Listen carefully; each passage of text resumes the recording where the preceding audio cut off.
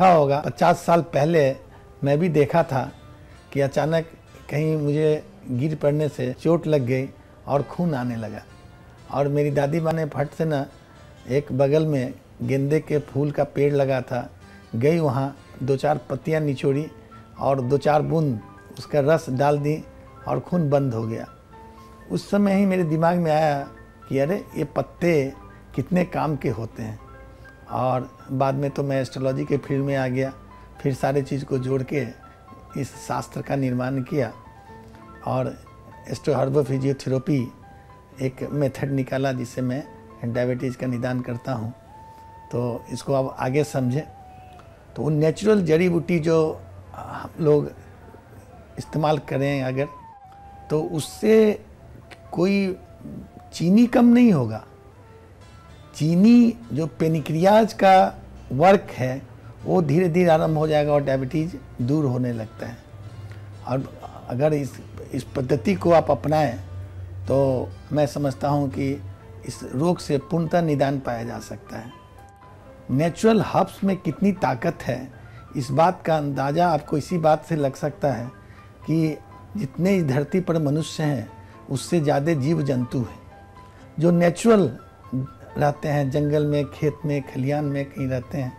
आपने कभी नहीं देखा होगा उन्हें डॉक्टर के यहाँ जाते हुए, कभी नहीं देखा होगा केमिकल खाते हुए, और वो नेचुरल लाइफ जानते हैं।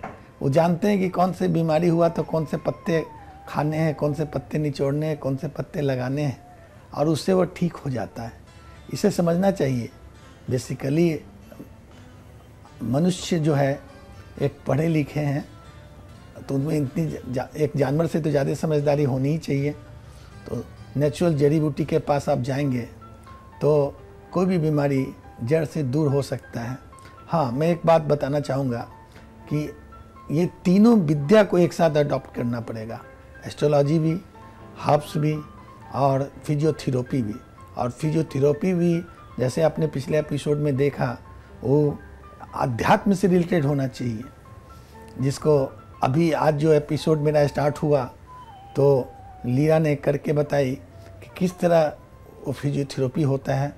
इस फिजियोथेरेपी को जिस पर हम आगे प्रकाश डालेंगे, फिजियोथेरेपी का उपयोग आप सही ढंग से और कितने समय तक करें ताकि पूर्ण रूप से डायबिटीज़ पर काबू पा सकें। इस तरह हम लोग दो बात समझें कि किसी डायबिटीज़ के पेशेंट को पहले उसकी कुंडली का अध्ययन करना पड़ेगा और जो ग्रह के कारण डायबिटीज़ है उसके पूर्ण ट्रीटमेंट करने पड़ेंगे।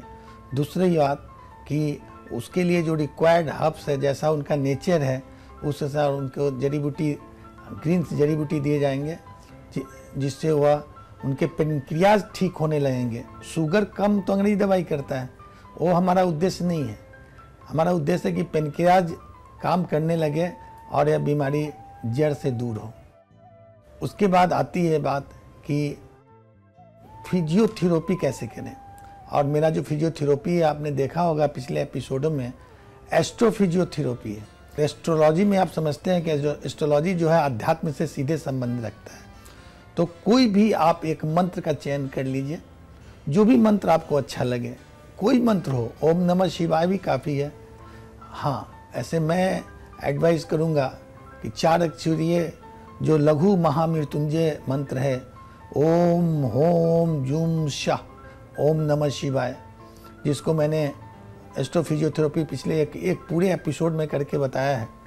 आप वो मंत्र ले या कोई भी मंत्र ले, साबरी मंत्र ले, तांत्रिक मंत्र ले, वैदिक मंत्र ले, उस मंत्र को प्रैक्टिस कर लें और रोज़ कम से कम 15 मिनट तक एक पूरे जोर से ताली लगाएं ताकि आपके पूरे बॉडी में एक वाइब्रेशन हो, मंत्रों का वाइब्रेशन हो और पॉइंट्स के वाइब्रेशन हो।